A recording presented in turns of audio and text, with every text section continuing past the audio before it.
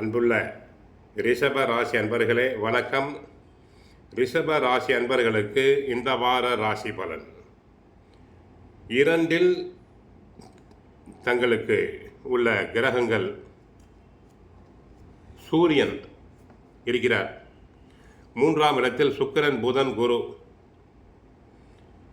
10 ராகு, 4 கேது, லாபஸ்தானத்தில் சனி, விரய ராசியில் செவ்வாய் இருக்கிறார். குடும்பத்தில் ஒற்றுமை பெருகும். கணவன் மனைவி ஒருவரை ஒருவர் நன்றாக புரிந்து கொள்வர், ஒத்தாசையாக இருப்பார்கள். பிறருக்கு தந்த வாக்குறுதிகளை தாங்கள் எளிதில் நிறைவேற்றுவீர்கள். தொழில் வியாபாரத்தில் நல்ல வளர்ச்சிகள் உண்டாகும். தங்களுக்கு வாடிக்கையாளர்களுடைய தேவைகளை நன்றாக பூர்த்தி செய்வீர்கள். பொருட்கள் தேக்கமடையாது. வேலையாட்களின் ஒத்துழைப்பு சிறப்பாக இருப்பதால் அபரிமிதமான லாபம் தங்களுக்கு உண்டு. உத்தியோகம் செல்பவர்களுக்கு பிறரால் முடிக்க முடியாத வேலைகளை தாங்கள் சிறப்பாக செய்து நல்ல மதிப்பு மரியாதை அதிகரிக்க செய்வீர்கள். மாணவ மாணவியர்கள் பொழுதுபோக்கு விஷயங்களில் ஈடுபடுவதை தவிர்த்துவிட்டு நன்றாக படித்தல் வேண்டும். போட்டித் தேர்வுகளில் கலந்து கொள்வோர் நல்ல முறையில் தங்களை தயார் செய்து கொள்ள வேண்டும்.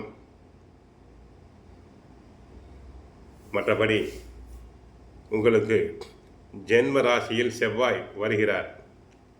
2 சூரியன், உஷ்ண கிரகங்கள்.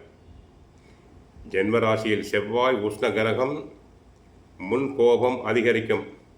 படபடப்பாக இருப்பீர்கள். பரபரப்பாக அலைவீர்கள். படபடப்பு, பரபரப்பு, குறுகுறுப்பு, குடும்பத்தில் சிறு சிறு சலசலப்பு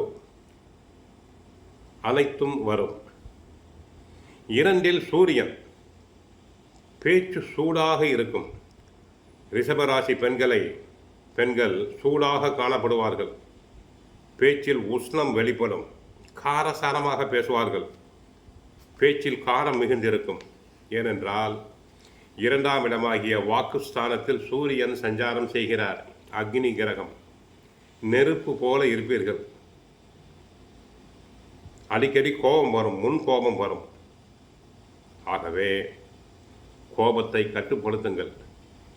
தினமும் யோகா செய்யுங்கள், பிராணாயாமம் செய்யுங்கள். பகவத்கீதை, சுந்தரகாண்டம் பாராயணம் செய்யுங்கள். மன அமைதி பெறுவீர்கள். மற்றபடி ராசியில் செவ்வாய், படபடப்பு, பிரஷர், பிபி பேஷண்ட் தங்கள் உடல்நலை நன்றாக பரிசோதனை செய்து கொள்ள வேண்டும்.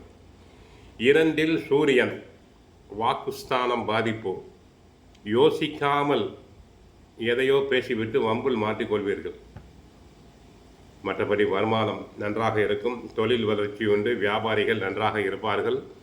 பெண்கள் நன்றாக உடை உடுத்துவர், அலங்காரம் செய்து கொள்வர்.